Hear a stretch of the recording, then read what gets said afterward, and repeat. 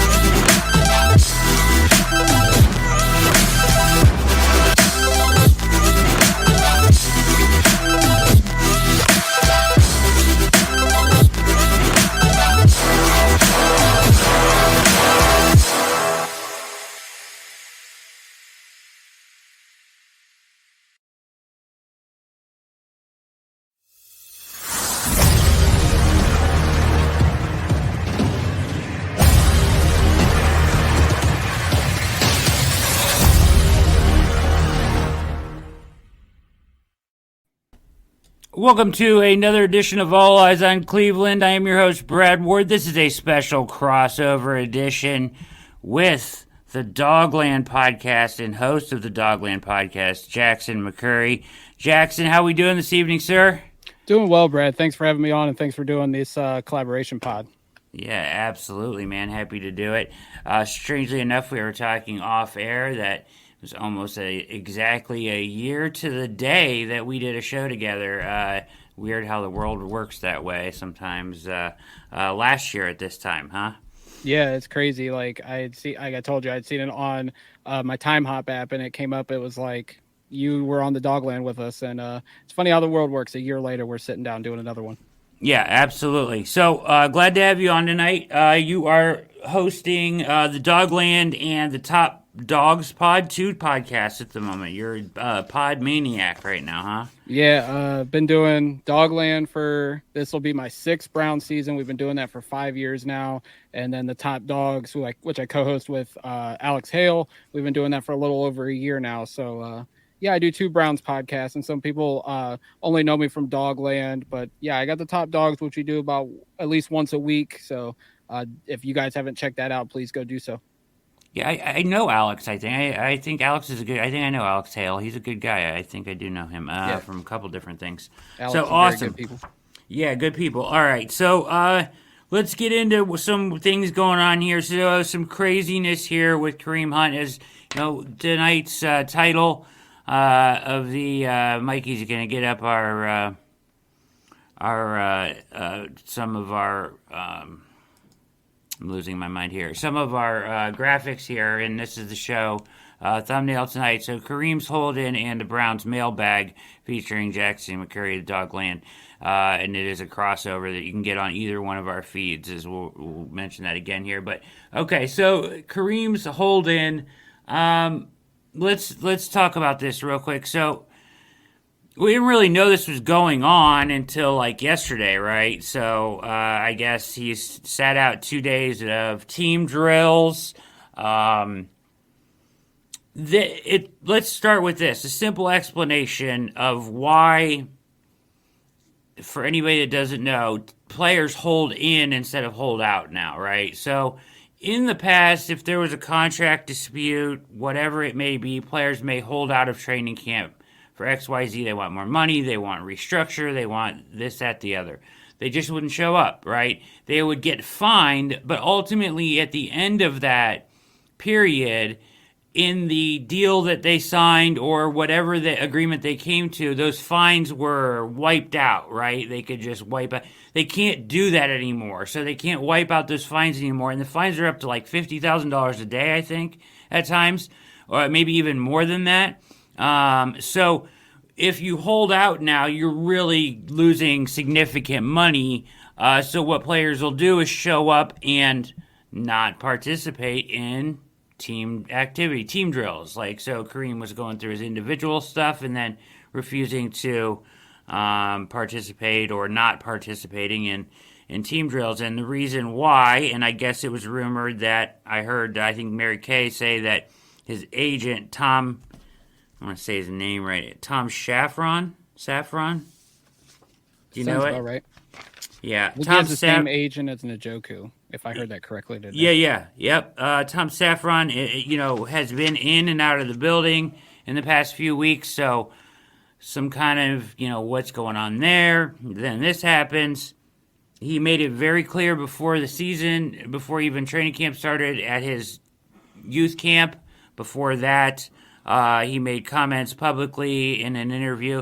He wanted to retire a Cleveland Brown, right? He wanted to be a Brown. He wanted an extension, all this and that. Well, weird time for this to come to a head, right? And him to take action right now with everything going on with Deshaun and all that. And we'll get into some of that later. But weird timing. And just a strange decision, whoever advised him on this. Because the way I view this, and I'll get your initial reaction, is we know things have changed since yesterday, but basically let's take it up to this point. He's there, he wants a new contract, he's going to hold in, and then he actually formally requested a trade from the Browns, and the Browns basically said, no, we're not going to trade you. Sorry, that's not going to happen. So now he's saying, I either want a new contract or I want traded.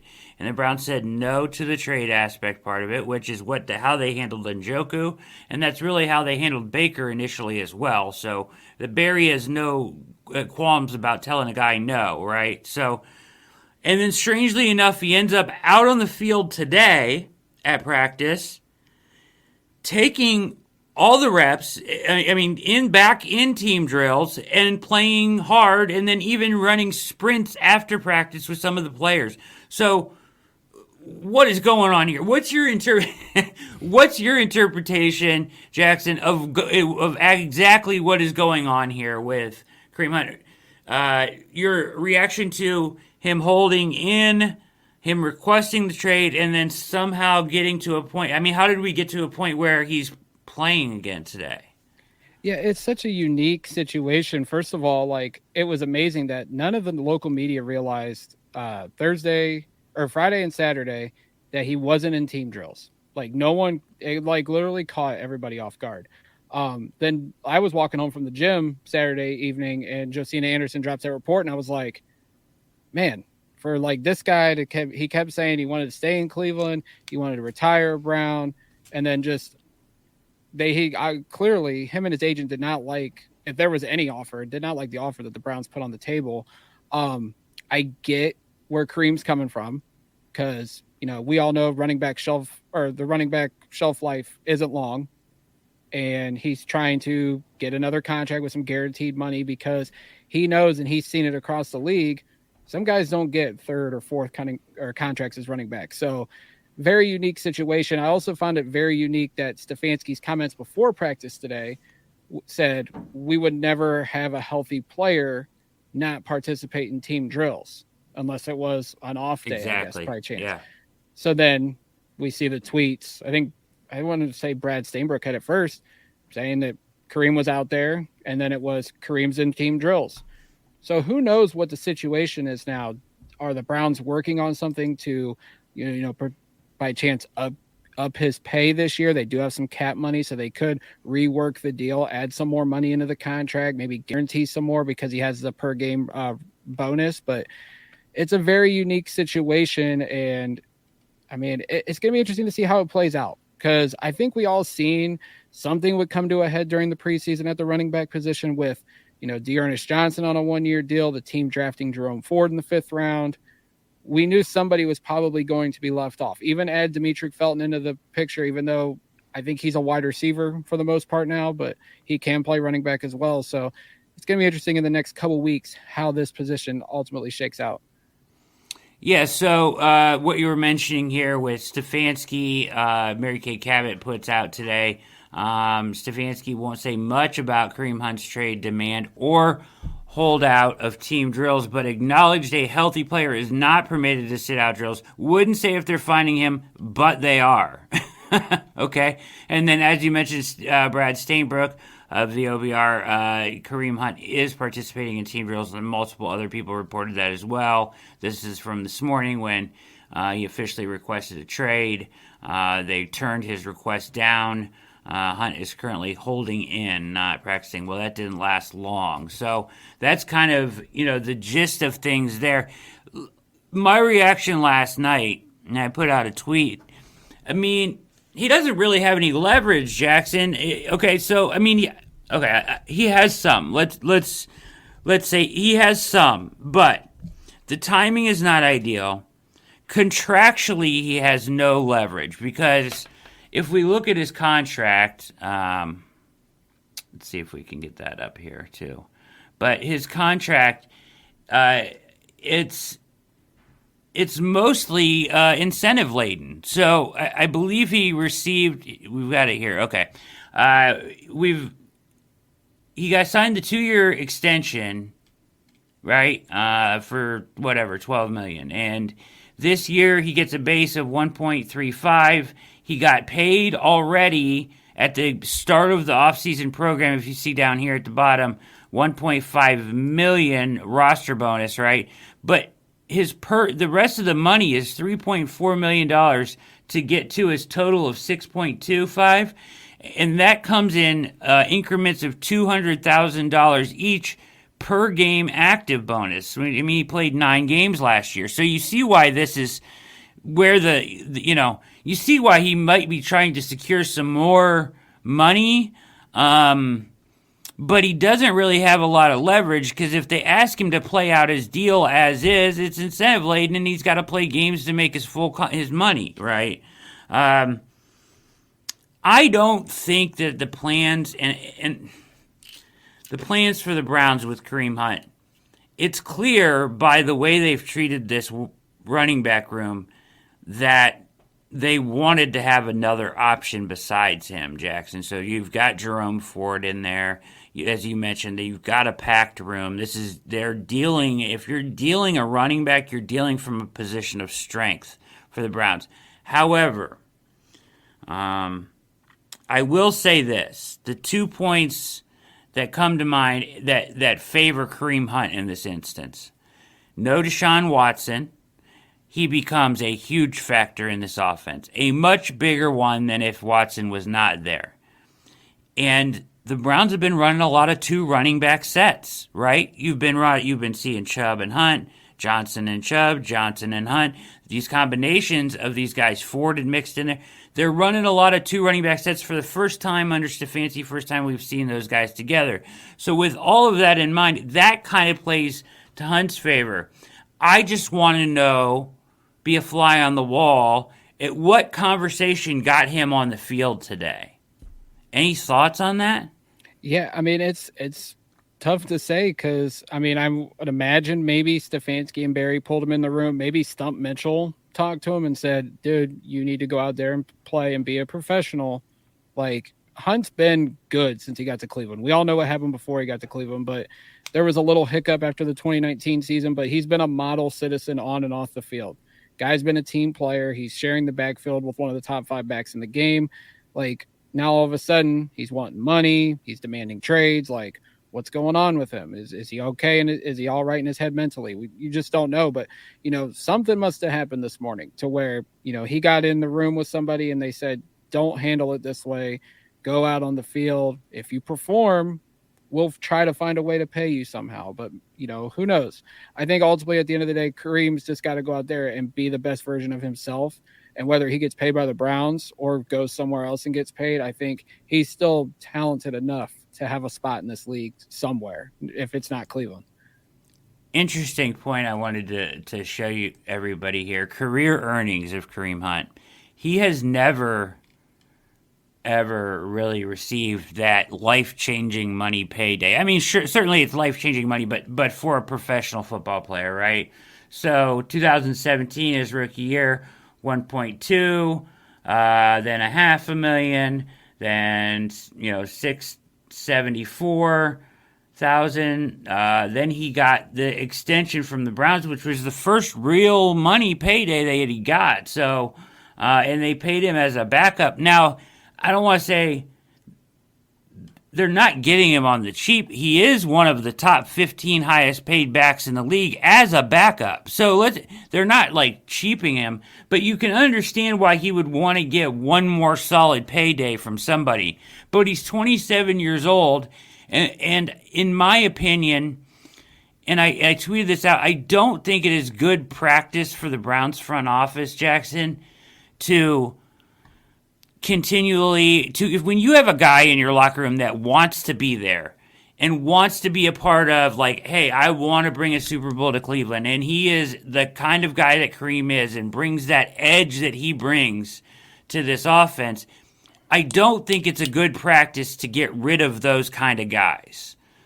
But they're kind of at a point, unless Watson's contract tolls, where you may not be able to pay him just with all the other guys on the roster. This may be it, right?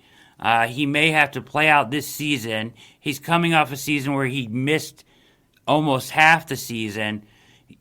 He may have to play. He's going to have to play for that contract. Like, if you're the Browns, I can't just give you another bag with all the other guys that we have to pay based off of what you did last season. Like, I have to see more, A, and I don't even know if I want to give it to you, B.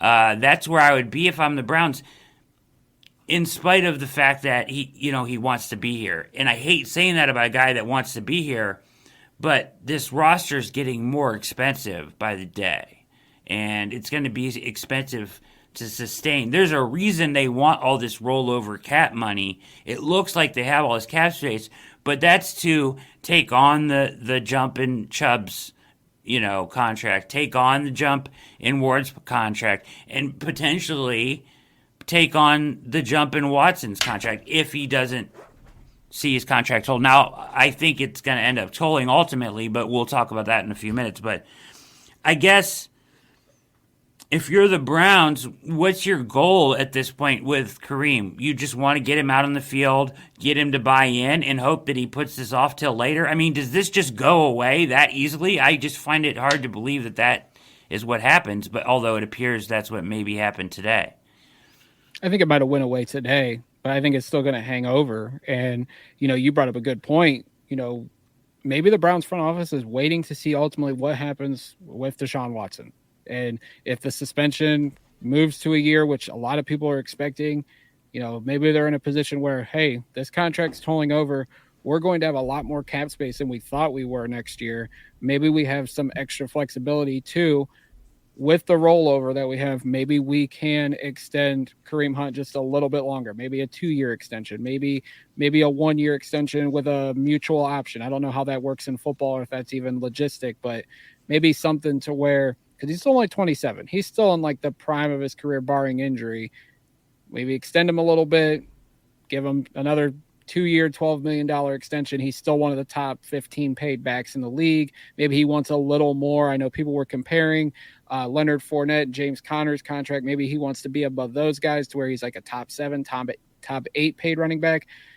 I just don't know if the Browns want to operate that way because, like you said, Ward's contracts are going to take a salary spike. Myles Garrett's is, Nick Chubb's is, and Teller and Batonio's extensions kick in as well. So there's a lot of money invested into this team. Maybe they just don't have the flexibility to pay someone like a Kareem Hunt. And he is a great weapon on this offense. But at the same time, roster decisions have to be made, unfortunately, at the end of the day.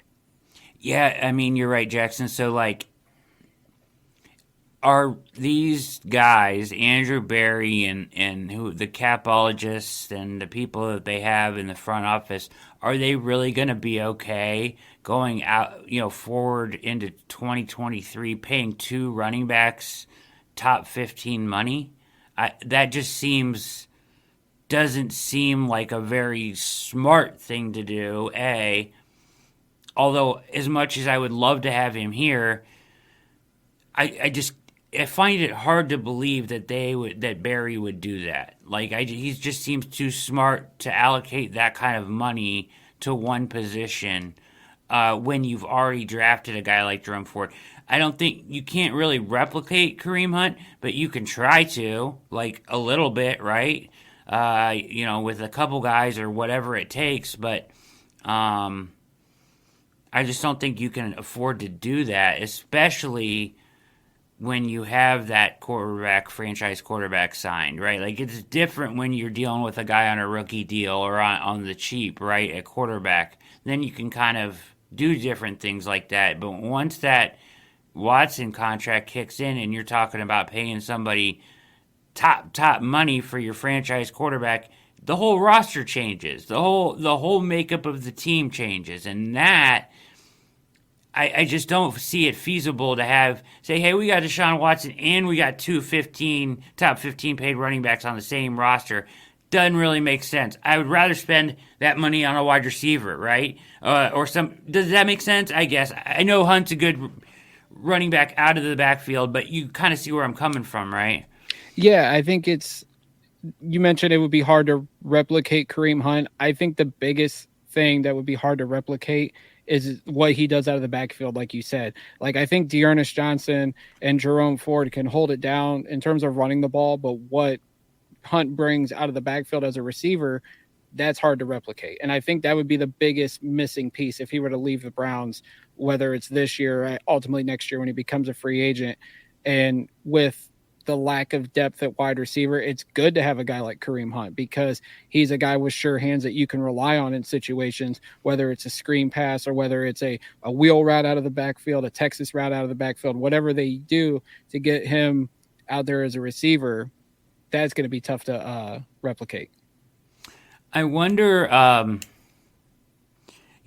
just don't see, I'm trying to think of ways that, I was thinking to myself, maybe they could roll his bonus into something guaranteed this year, right?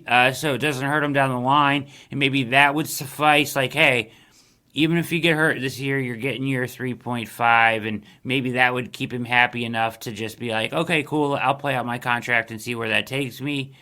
I don't think that's enough, though. He's talking about extension. He wants something guaranteed beyond this year.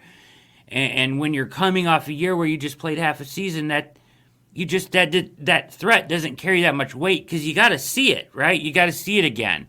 He needs to go out and prove it on the field. Yeah, and I think that contract is likely, a higher paid contract is likely to probably come from a team that doesn't have somebody like Nick Chubb already in the backfield.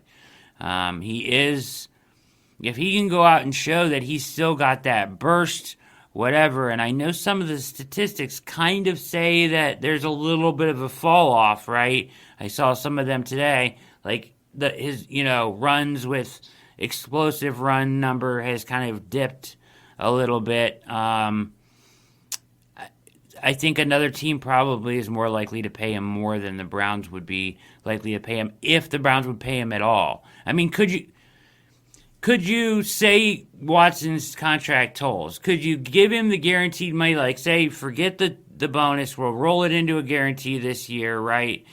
So that's guaranteed, and we'll throw on an extra $4 million guaranteed next year and 2 more in incentives. Like, so you're giving him this year guaranteed and 1 more year extension to try to buy time on that. Is that even worth doing in your mind?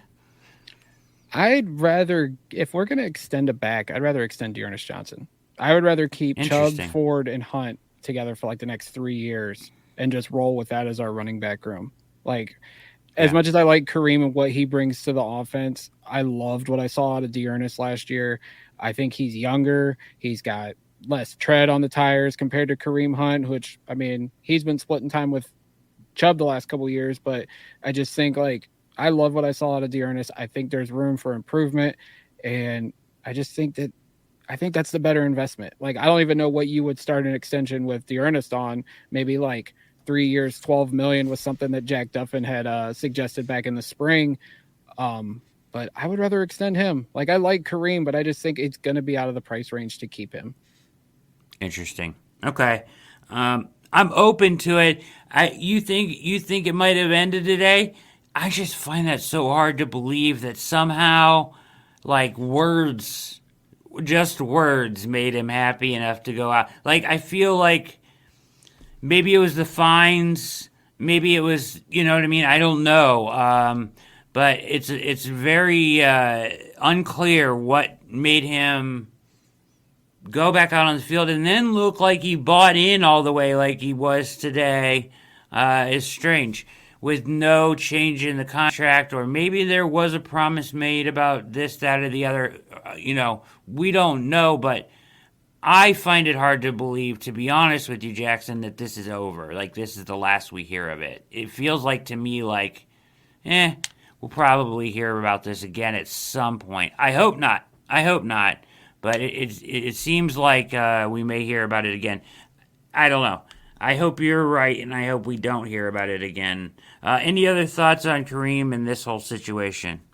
Yeah, I would like to think it's over, but I doubt it. I mean, if, maybe there's something coming. Maybe they do raise his pay this year or something. Maybe that keeps him happy. It's not going to be over until, we see like roster cuts happen.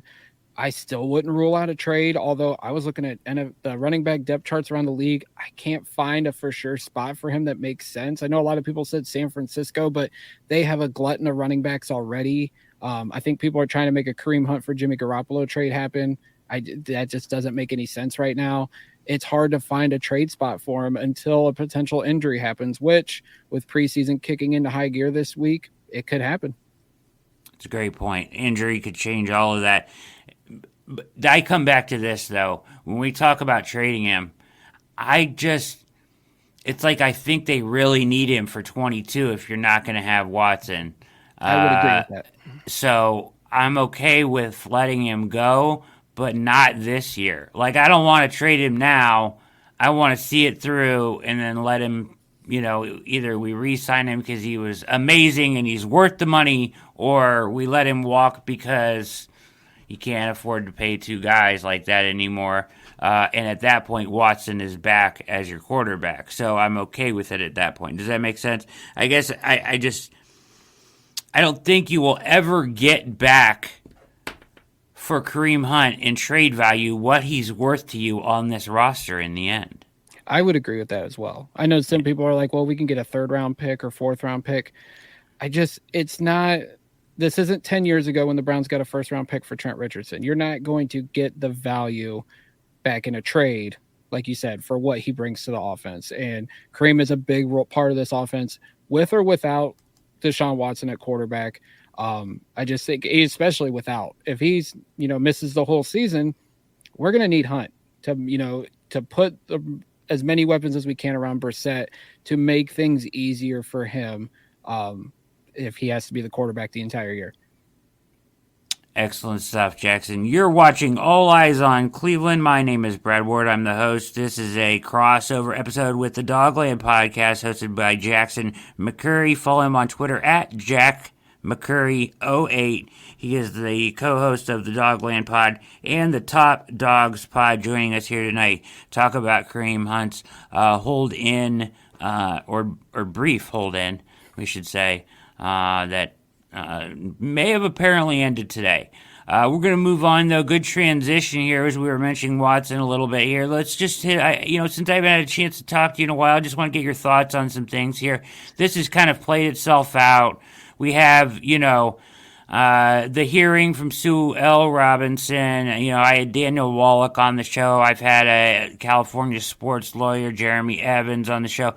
I've talked to a lot of legal minds on this, and it's not a fun topic to talk about. We just want it to be over with, kind of everybody. But here we are with the NFL appealing, and Roger Goodell tapping Harvey, right? Is it Peter Harvey? Yeah, Peter Harvey. Peter Harvey, tapping Peter Harvey, who helped write the code of conduct. It sounds like, and was a big part of Ezekiel Elliott's suspension. So he's not reaching anywhere uncomfortable for the NFL. When they say, assigning this to someone, it's not assigning it to an independent arbitrator like Sue Robinson was. He's tapping a guy that he trusts, that he thinks is going to do what he wants, more than likely. And the way that I've heard Daniel Wallach mention a few things, a few scenarios where maybe the NFL would have a case in a lawsuit. First of all, they would have to get the jurisdiction in Delaware to really even have a chance. It sounds like if they were to sue, because of this appeal comes down, and it could come down any day this week, right? That, whatever their ruling is, the appeal ruling, or what would potentially be the final say from Peter here. But if it's heavy, if it's 12 or up, we're going to get a lawsuit more than likely. The Brown or the NFLPA and Watson's camp did not, though, appeal the initial decision. So we're not, game 1 through 6, he can't play. 0. There's no chance. I know there's some talk about that out there. He can't. They did not appeal the initial decision. That is going to happen. He is suspended for games through 1 through 6. We're talking about 7 and on now, is what the discussion is about. So if he, for some reason, were to get a stay, it would be for game 7 and on. This is different than Ezekiel Elliott and Tom Brady. Just wanted to clarify that. He's not going to play week 1. So what's your thoughts on what's going to happen? I mean, there's some thought out there that the NFL wants to get this out of the headlines and maybe a settlement could be in the cards.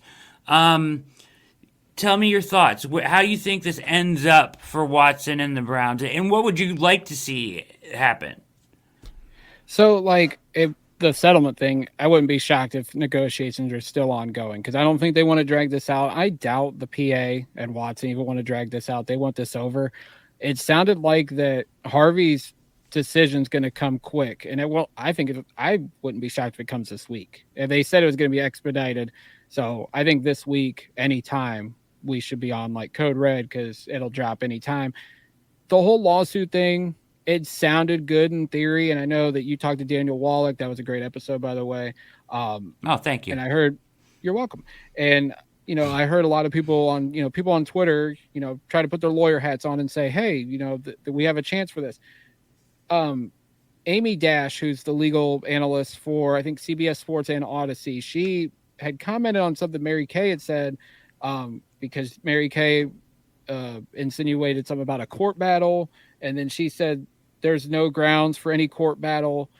There's no way that a restraining order or an injunction would happen. And I even responded to her. I said there's no way that they could file a lawsuit with a TRO.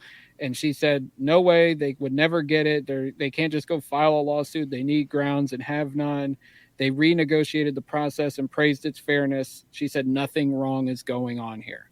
Now I trust Amy because I've seen what, her legal background and stuff put to work, especially over the last few months with the whole Watson saga. So for everybody that's hoping for a lawsuit, who knows if it's likely? I think it depends on who you're listening to, legal analyst wise, but I would just think, like I've told Browns fans, and this has been uttered over the years, hope for the best, prepare for the worst.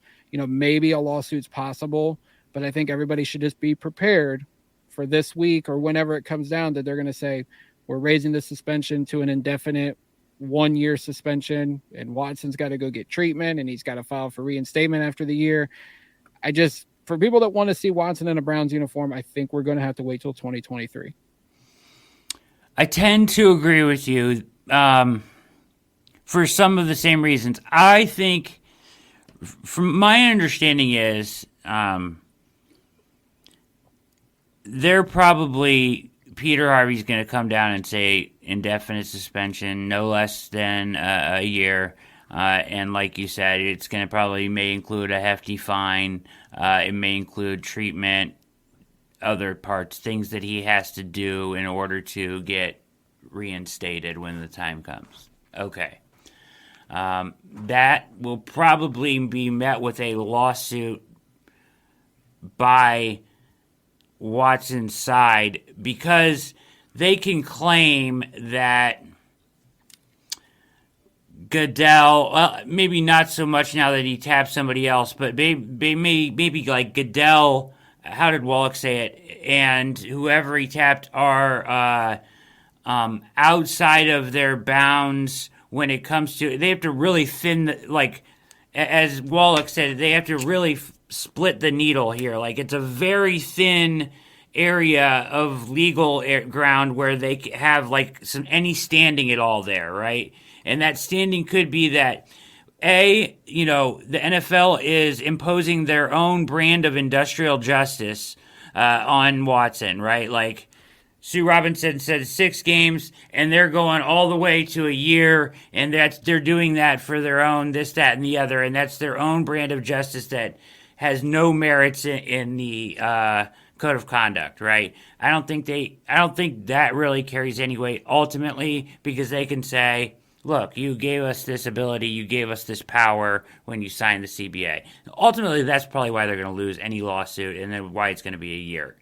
That's my understanding. But I think also, too, the way that Sue Robinson wrote her 15 pages, if it ended up somehow the NFLPA got jurisdiction in Delaware where she sat with her colleagues and they had to go back to look at that, and they're like, hey, you're appealing this decision where she has clearly written out the precedent and why, and the no fair notice, right? Which is the fair notice is the big key phrase there that she wrote about the NFL. They're not forward looking, there was no fair notice for a non-violent offender to receive more suspension than X amount of games, and we're giving him 6 because there's 3 infractions here. But they compared it to the Jameis Winston, right, where he got 3 games and all. There's nowhere does it state that on a non-violent sexual infraction or sexual abuse where you're found guilty in this court, in the NFL's court, right, can we give you more than 3 games? And we're giving you 6 games, and that's because of the other 2 infractions, right? So, there is some way to, split the needle there. I think it's very far-fetched, though. I think the NFL ultimately gets what they want here. If they want to take it to the max and really hammer him, I think they do. And to be honest with you, that's better than 12 games for me. What's 12 games? Screw 12 games. I'd rather see his contract toll and have him start next year than have him play, 7 games, not even 7 games. I can't even count. 6 games at the end, 5 games at the end of the season, right? I mean, come on. This is crazy, right? So that's not worth it to me. I'd rather have it be a year than 12, right? A 12 is a waste of one of those 5 years that they signed him for.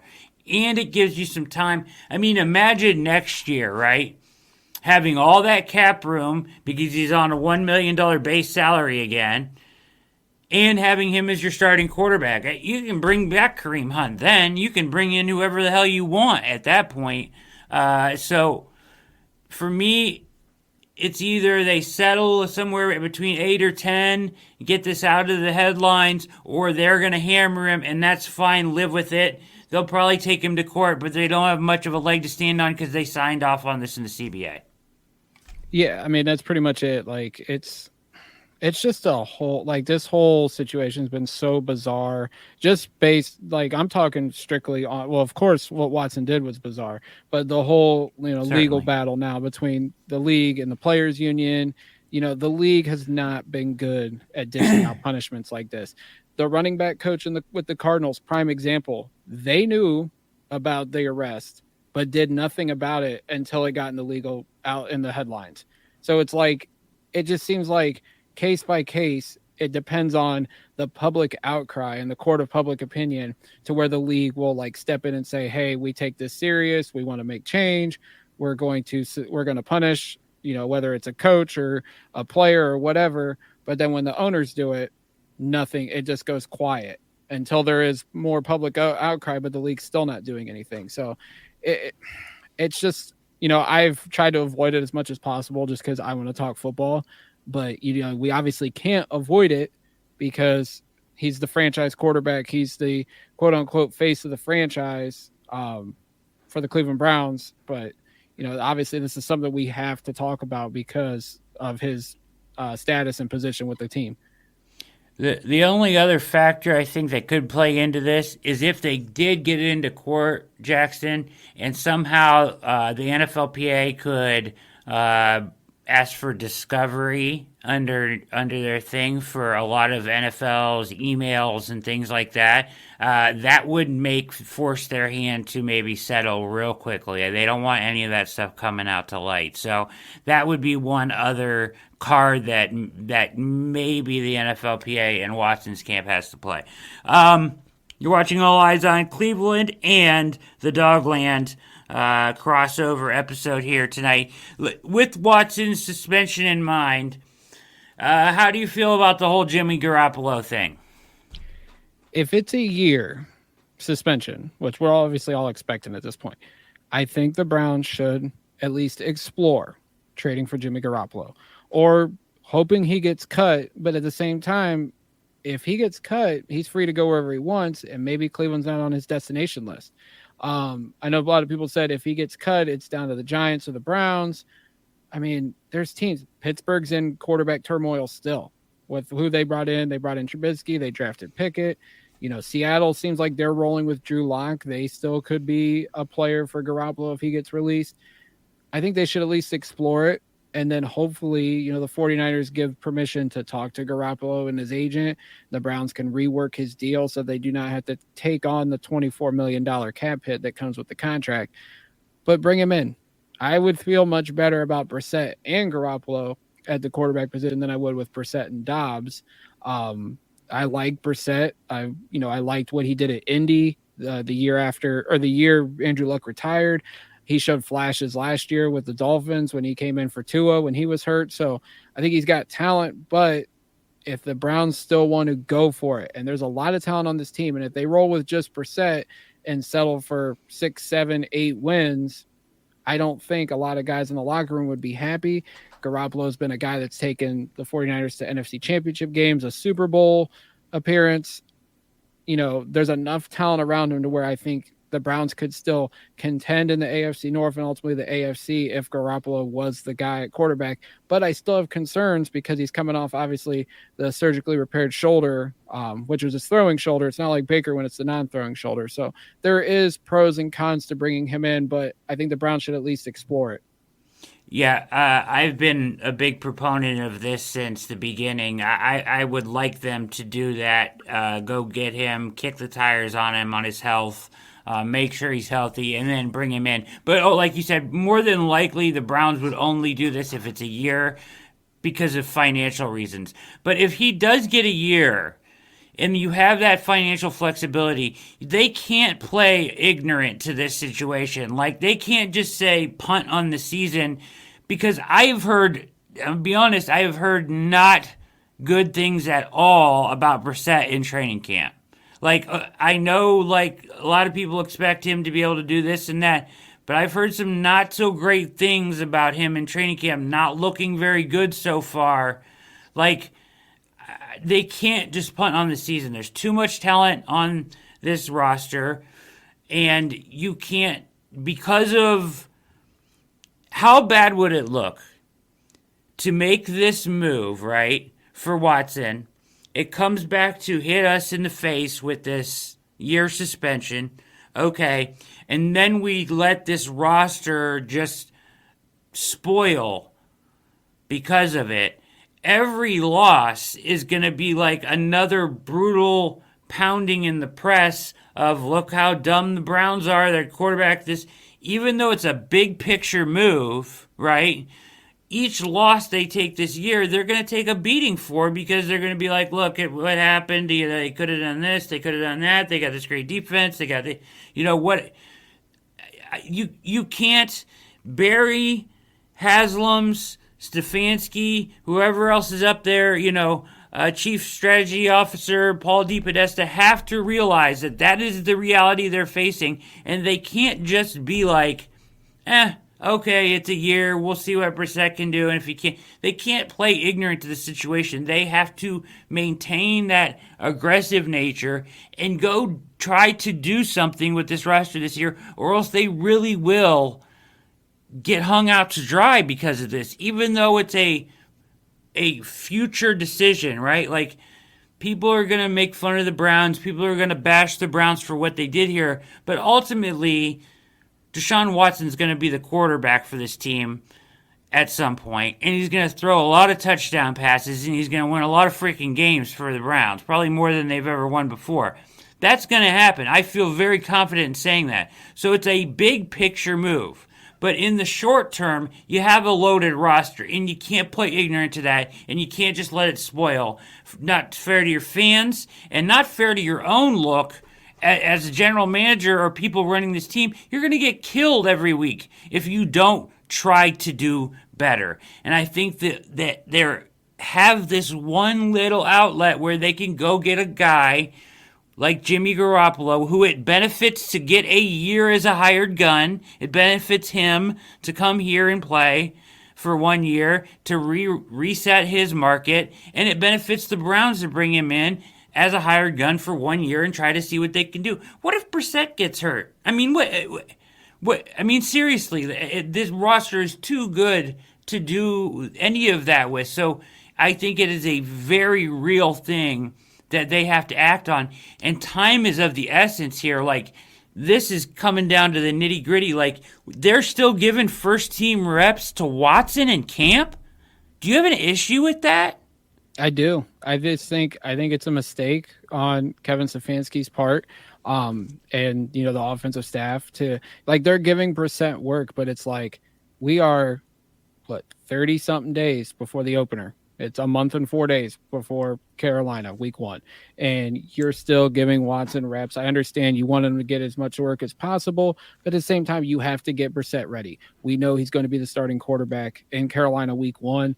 Give him the work. Let him get the chemistry going with Amari Cooper and Donovan Peoples-Jones and Njoku. Let him get familiar behind that offensive line. Like, it's just not a good look right now. And, if, like you said, you spoil this season with Brissett at quarterback, I don't care if there's assurances made. I don't trust Jimmy Haslam. And if losses pile up, we know what happens. He starts listening to the media. We know who he talks to in the media and on the outside world. Don't think if losses happen and they don't exceed or they don't meet expectations, don't be shocked if Haslam starts, making changes again, because that's what Haslam has done during his 10 years as owner of the league, or with the Browns, not in the 10 years in the league as owner of the Browns. But, like, you cannot trust Jimmy Haslam. So Andrew Barry and Stefanski should definitely know that. Barry should know that because he was here before he came back as the GM. If they don't feel comfortable with Brissett, they need to go either get Garoppolo or get somebody else in here if and when Watson gets, the 1 year suspension. They can now wait and see what happens with that situation because that could linger into the season. Like Watson's not going to be here the first 6 weeks. You have to go forward as if Watson will not be here at all during the 2022 season. And if you don't think Brissett's the guy, go get Garoppolo or go get somebody else you think can fill the void, at least for the 2022 season. Knowing that now, Jackson, I'm like, what the hell are they doing? He's not playing the first 6 weeks. It's time to pivot and get Brissett ready to play. Unless they know something that we don't, like, hey, we're actually going to make a move. But either way, San Francisco's already given permission for teams to come in and talk to Garoppolo. They have. You can go in and talk to him whenever you want. They should already be doing their due diligence on him now. So when that decision comes down, they can take action. This cannot be... the timing didn't work out. We didn't have time. He got cut. They can't play dumb to this whole situation. The answer is out there to maybe be competitive. You have already shown that you will do everything you can to try to win. You can't do that and then fall short here. That it's either all in or it's not. It's not. You can't go halfway, right? Like, no. And it's just not fair to fans. And I expect them to, the language that they've talked about quarterback and the way Stefanski has talked about adjusting as things go forward in his pressers makes me think that they're thinking about that now a little bit more than they did before. I think they have to take an outside quarterback, Garoppolo specifically, into potentially being an ad guy here if this ends up being a year, which I think a lot of us think that's where it's going now that the NFL has it. If it's not Garoppolo, is there anybody else around the league that you would want the Browns to come bring in? Like, is there another trade candidate guy out there that you would just be like, if you're not going to go get Garoppolo, go get this guy to bring into the room with Brissett? If there is, I can't think of him right now. Right. I'm trying to think of backups around the league, but I know Gardner Minshew's been mentioned, but I don't know. Does he do anything for you? He doesn't for me. For me, he is a Baker Mayfield's light. He's Baker Mayfield light to me. So Baker Mayfield's more flair.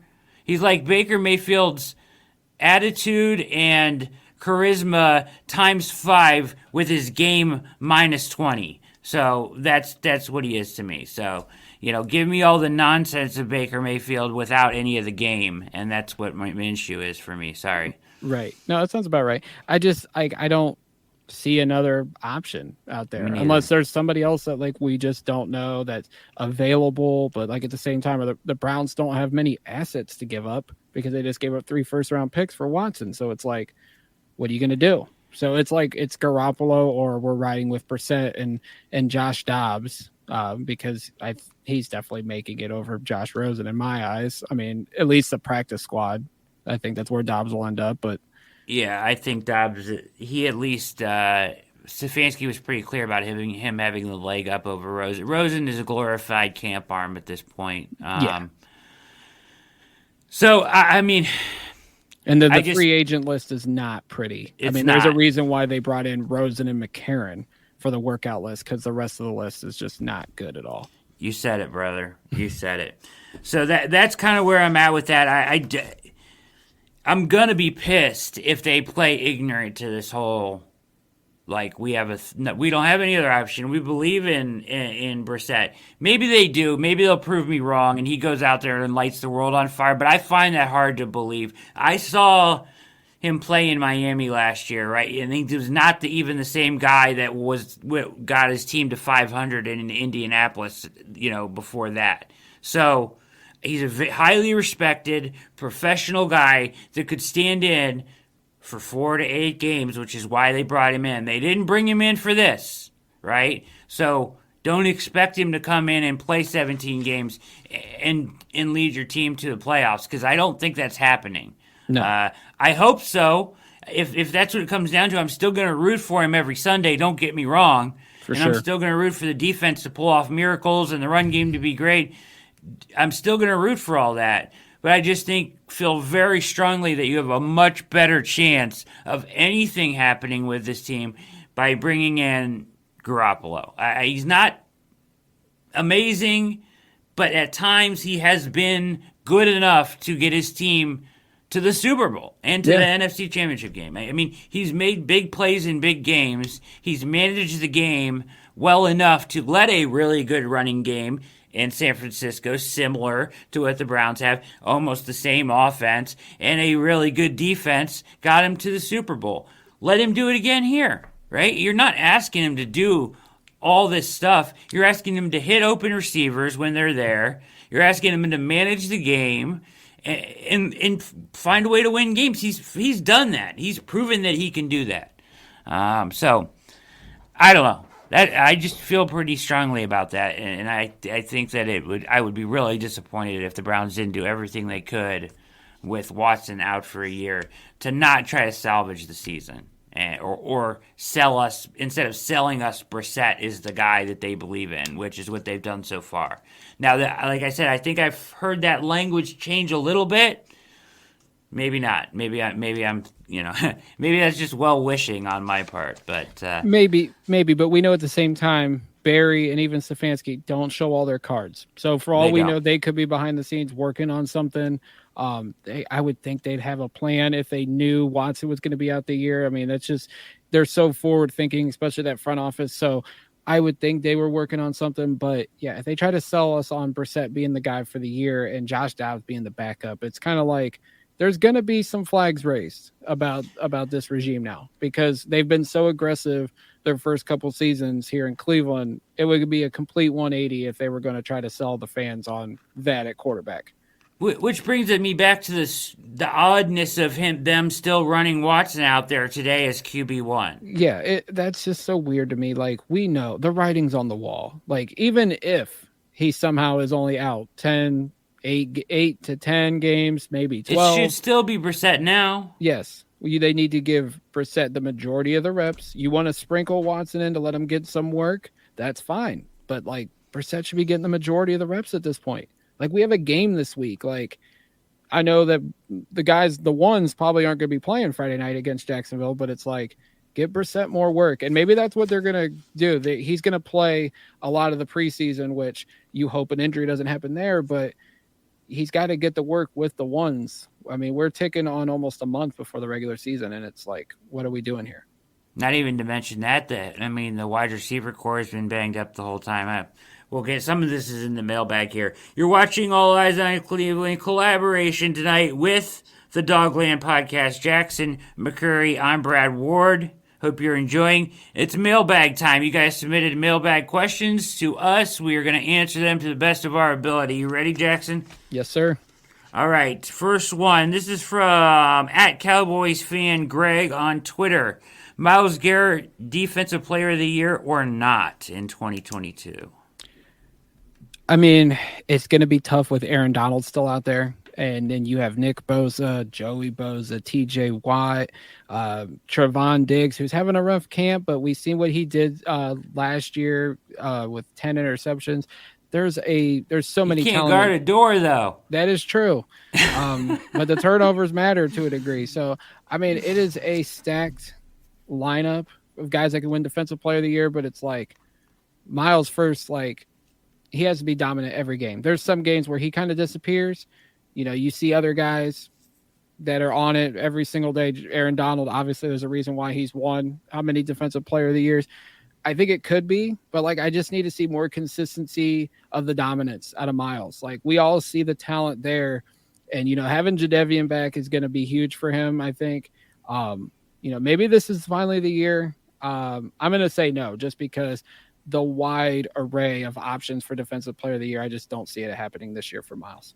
This is the year for me. I think he goes big this year. I think he gets way up there. I think he wins it this year. I do. Something different about the way he's walking with a purpose. I've heard some people saying he's been more vocal as a leader. I think this is the year he gets there. I know what you're talking about, too. It's like he just kind of disappears for long amounts of games sometimes, and I know that's because he's getting doubled and all that, but I think you see a different Myles Garrett this year.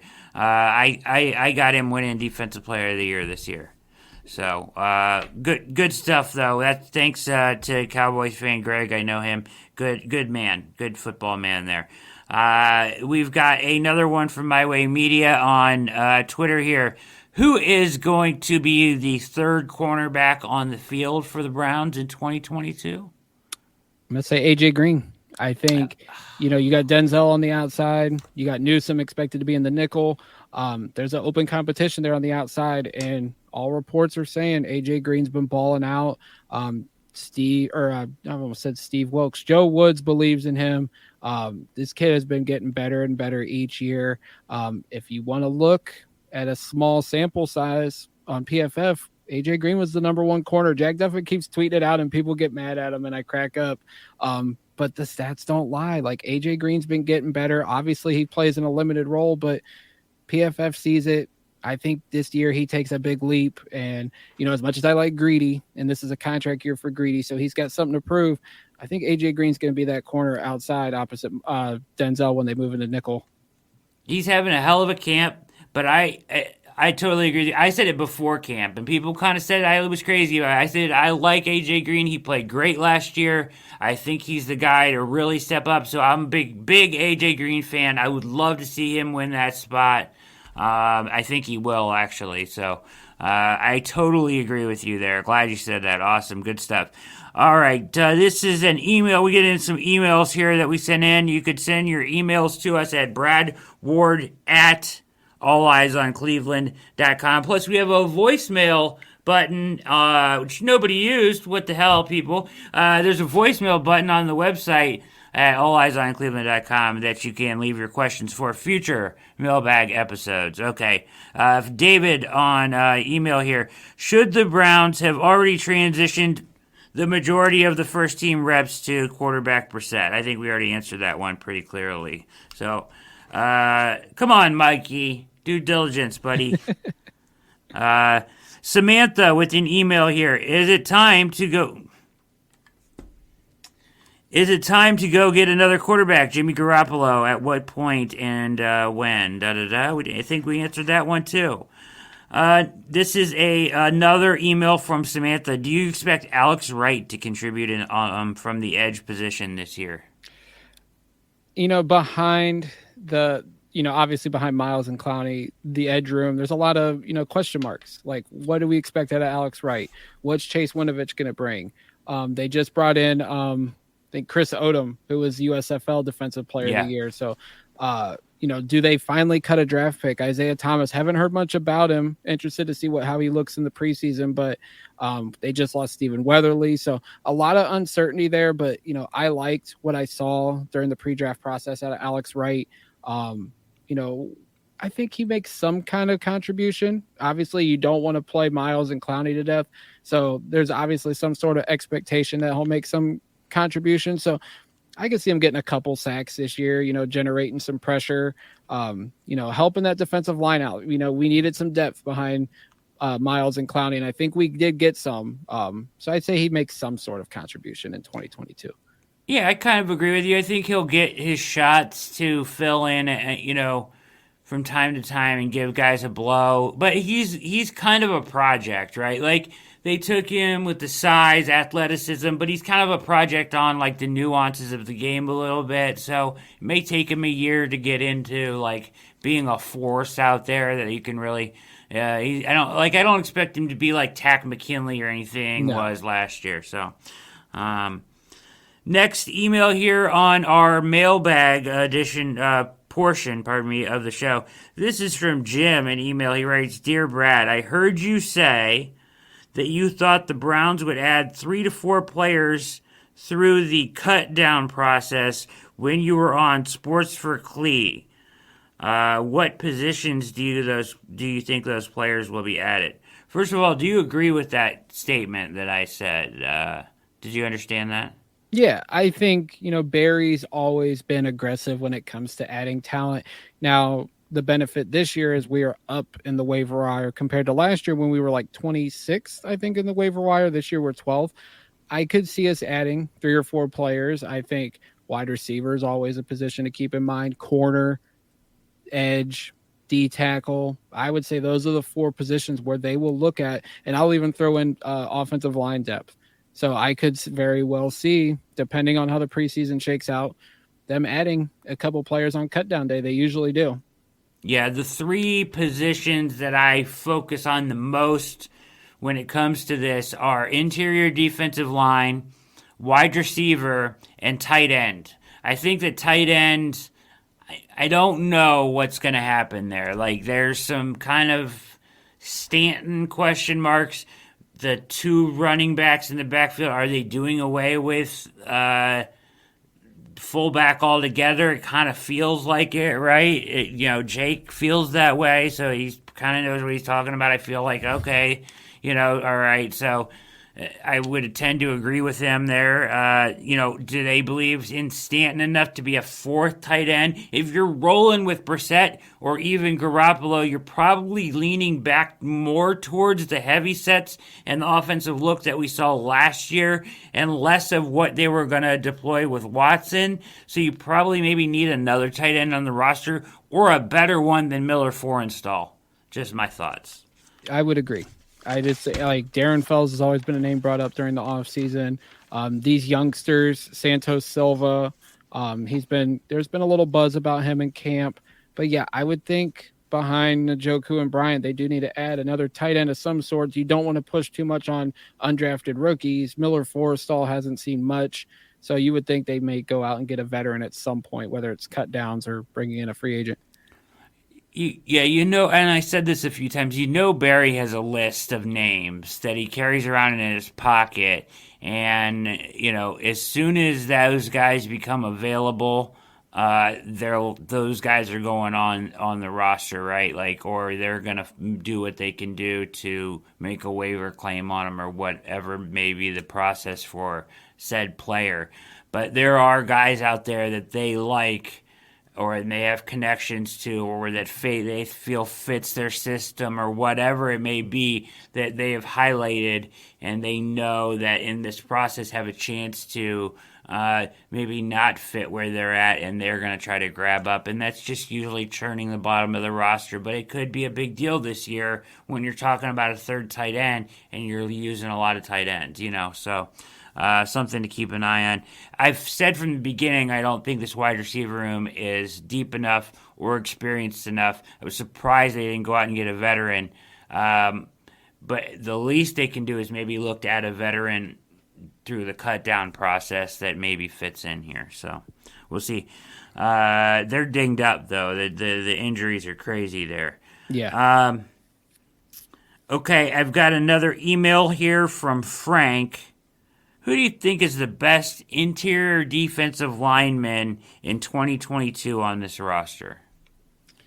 I'm going to take the easy route, and we'll just say Jordan Elliott. I have question marks about him right now. Going into his 3rd year, has not impressed so far the first 2 years. Loved when we got him, where we got him in the 3rd round back in 2020. But this is a big year for him. The buzz is that he transformed his body from the end of last season to when they came back for off-season workouts. So I'm hopeful he takes a step this year. Obviously, they are counting on him to lead that group. Obviously, it's a young group. They brought in Taven Bryant among the returning guys. But yeah, I'm going to say Jordan Elliott. I'm hopeful that he turns the corner this year and makes strides as the starting defensive tackle.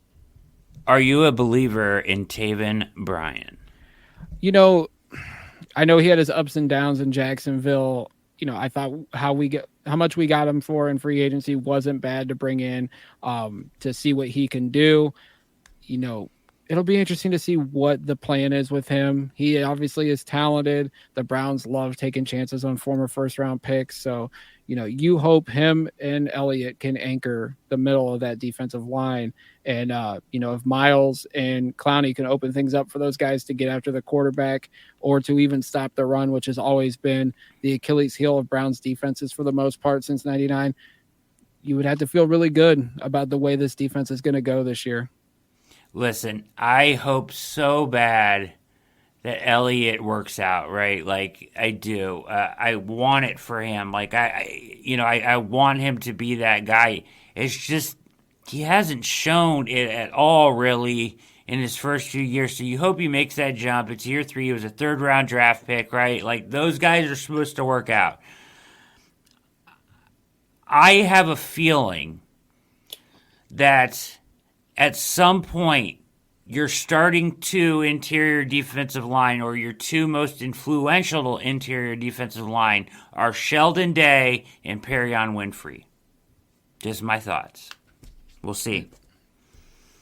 Here is one that was from Twitter from Ian Wright to you. Is Cade York a top fantasy kicker this season? Was it top? Top 5.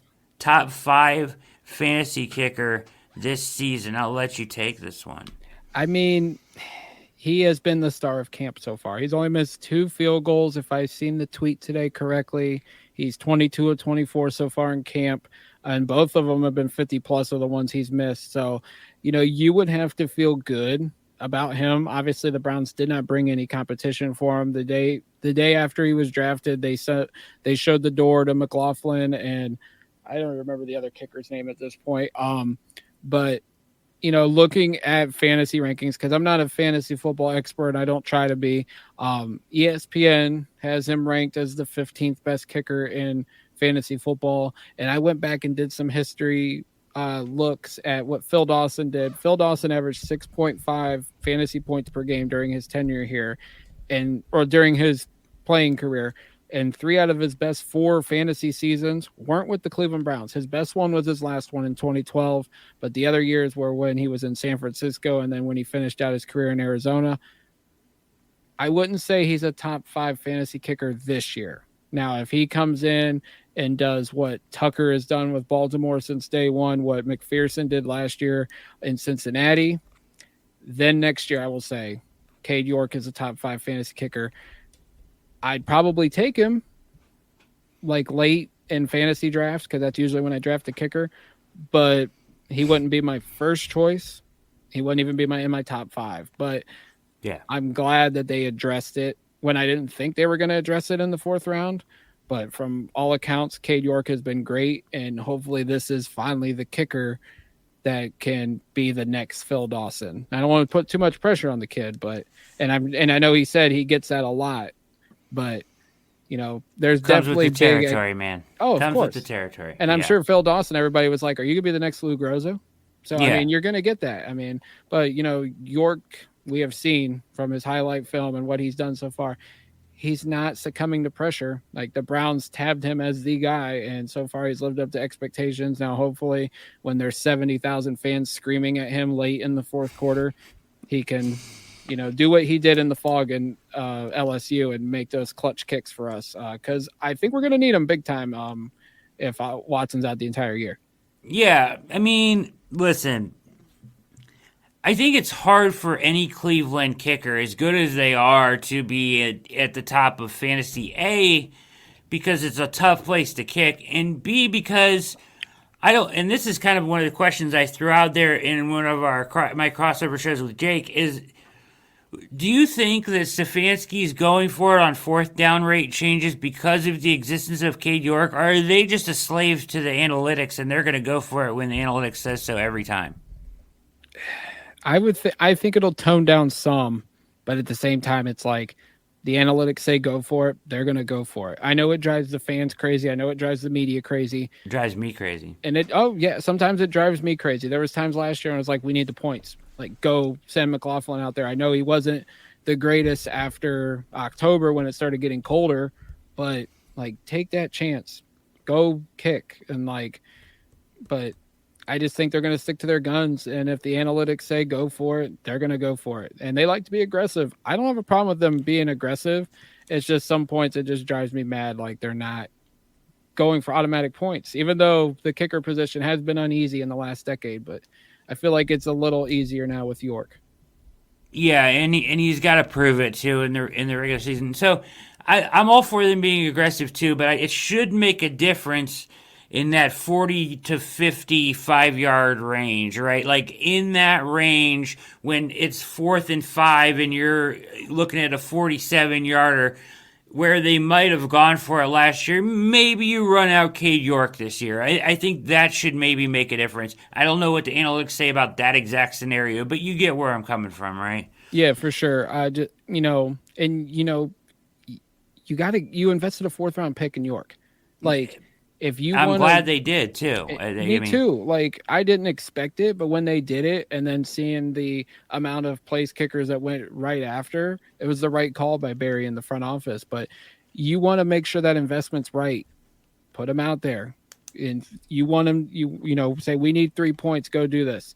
If he can do it, he's already going to live up to that investment. If he doesn't, then fingers will be pointed at Barry and this front office for saying, why did you invest in a kicker again? Now, granted, when they drafted Seibert, that was a whole different regime, but you catch my point. People are going to be like, this is why we don't draft kickers. All right. This is the final mailbag question of the night, and it's a really good one, so I wanted to throw this one out here. It's good ones from Brian. He did a terrific job, sent this email in.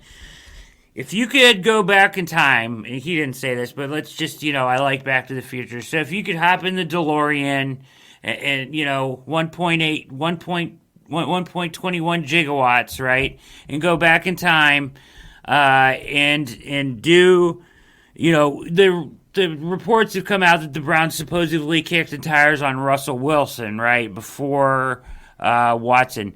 If you could go back in time and offer Russell Wilson $230 million guaranteed, and he would take it to come be the Browns quarterback, would you do that instead of Deshaun Watson? As talented as Deshaun Watson is, the distractions have kind of waned on me a lot. Like I just like every day somebody wants to talk about Deshaun Watson, and I'm at the point where like the headache just automatically starts and I don't want to discuss it. So in theory, if we say we can give Wilson the contract that we gave Watson, I'd probably do it. As much as I think Watson, can win Super Bowls here in Cleveland, like the distraction, I think would be a lot easier on all of us because we've been able to talk about football the last 5 months instead of, legal situations and all that. I think I would rather go with Wilson over Watson. I get your reasoning and all that, but here, people might throw things at their screen right now and yell at me, but I wouldn't do it. And I would go for Watson again if I could do it all over, even over Wilson, because of the age difference. And I honestly believe on the other side of this, and I've said this on my show for some time now, you may have heard me, Jackson, the only way is through for Browns fans. The only way is through. So take it, be tough, thick skin. We're Browns fans. Get through this period. And there is bright lights and lots of wins and touchdown passes and fun on the other side. You've never had a weapon, a quarterback like this in a Browns uniform, potentially ever. I want to see where this goes. Big picture is how I'm looking at it, and I would not do Russell Wilson. A, because I've seen his play kind of fall off, I think, a little bit. And B, he's 6-7 years older. Is that right? I mean, Watson's like 26, right? Yeah. So, and I get it from that angle, and that's probably, that's why I'm okay with having Deshaun Watson here. But yeah, I mean, I get it from your side too, but it's just like, and luckily, like we've avoided it as much as possible on our end with the Dogland podcast, talking about everything with Watson. Because we just want to talk football. I know Jake Burns has said that too. He goes, "I'm here to talk football." But yeah, I get it from that perspective as well. Like, he's younger. Obviously, we can have Watson here for 10 years, maybe even longer. So I get it from your point of view. Yeah, man, it's tough. I hate talking about it. I hate all the stuff, the nonsense that comes with it. I just think that there's a lot on the other side of this that without question we are yet to experience, and I'm not giving up on this year. That's why I'm so pounding the table about Garoppolo and this and that. You just got to find a way to weather the storm, because sure. I truly believe that eventually this could lead to great things. And I do think Stefanski should get a mulligan this year if he doesn't have Watson and all these things, right? Like, you were concerned, like, maybe Haslam's get trigger happy and blow this thing up. Please don't. Please don't. Please don't. I want to see it come to fruition, because I believe in what they're doing now. Me too. Morally, ethically, if you got an issue with that is completely your right, and you have every right to have a problem with what the Browns have done. I'm talking about from a football perspective and winning games. For me, this was an intelligent move. Not saying it was an intelligent move for other reasons. So you feel however you want about it. I'm not telling you you're right or wrong that way, you know what I mean? But I'm just saying, on the other side of this, football-wise, I think it leads to more wins and more touchdowns and a lot of happier times as Browns fans, those of us that still remain. We really hope so. I mean, granted, if it's a year-long suspension, then that's 2+ years that Watson doesn't see the football field in an actual game. So you do have to take that into account as well. How is he going to be? He's obviously getting older, but we've seen it in camp. That ball coming out of his hands. Everybody says there is a major, major, major difference between Watson throwing the ball and Baker throwing the ball. And ultimately, that's why the Browns did this. They did this for the football team. I think they knew what they were getting into with the off-the-field issues. But at the same time, and people have said it, they sold their soul for an upgraded quarterback. They sold their soul to try to win Super Bowls. And obviously, at the end of the day, that's what the Browns are focused on, is trying to bring a Super Bowl to Cleveland, something that we've never seen, something that this town has never seen in a long time. Yeah. I'm going to quote Ken Carmen here. Football teams don't have souls, and it's kind of funny, right? They don't, though. And a lot of people want to bury their head in the sand, and they want to point fingers and this and that. But you've probably rooted for a lot worse people than Deshaun Watson on your team and just never known about it. So let me just throw that out there. The NFL's not just a bunch of choir boys, okay? Neither's NBA players or MLB players. There's a lot of guys out there that you root for every night because they put on your colors all across the country and have done a lot worse things than Watson has, and you just have no clue. So let's not pretend this is an entertainment business. Go ahead. We've seen it with Pittsburgh and Ben Roethlisberger. We've seen it with Baltimore and Ray Lewis. I mean, people, can say things about Kobe, and I don't want to speak ill will on the dead, but there was that there. Even the Browns, Kellen Winslow Jr. Like, we all rooted for him when he was here on the team, and then look what happened after he left football. Like, there is disturbing people in this world. No one's perfect, but we have all cheered for people at some point or another that aren't choir boys, like you said. And it's just, we gotta go. You're either in or out. And I don't fault anybody that's, left the Browns at this point and said they're not going to be fans anymore. People friends that I've had, there's some people that look at me and say, why do you cheer for the Browns? Because I love the Browns. I'm cheering for the whole team, not just one person. Hey, man, my brother-in-law took down all this Brown stuff, right? And so it is what it is. That's his choice. I respect his opinion just like I do anybody else's. But, I'm a Browns fan through and through. I don't think I could quit him even if I tried, buddy. But hey, good show, man. Go check out both of Jackson's podcast, please do. Where all popular podcasts are found, I'm assuming. The Dogland podcast, you can catch this episode on that feed, as it is a crossover joint collaboration effort here tonight between us two. And the Top Dogs podcast is his other podcast. Jackson, tell about all your other work, where they can find you and everything. Yeah, you guys can follow me on Twitter at JackMcCurry08. Like he mentioned, the Dogland podcast, the Top Dogs podcast. Get them wherever you listen to podcasts, and go subscribe and leave us a rating and that whole spiel. Been doing this for 5 years, and I really appreciate Brad you taking the time with me tonight. You're a good dude. I appreciate your content as well. You're in the Browns podcast rotation among many others. So keep up the solid work, brother. Yeah, you too, man. Keep up the good work. Keep putting out the good stuff. I appreciate you coming on. Us doing this together is absolutely fantastic. We had a great time. I think we got a good audience here. Go ahead. And let's not make this once a year. Let's shorten the gaps, and let's collaborate more, man. We'll book something right away. How about that? Sir. All right, go check out the Dogland podcast, where all popular podcasts are found. Go check out All Eyez on Cleveland. Watch it on YouTube. Hit the like button, which I totally forgot to mention till now in the last 5 minutes of the show, like I always do. But it takes 2 seconds. Hit the like button. Hit subscribe. We're almost to 2,000 subscribers on YouTube. Appreciate everybody listening out there. Let's hope this next week things start to get better. Maybe they start to clear a little bit.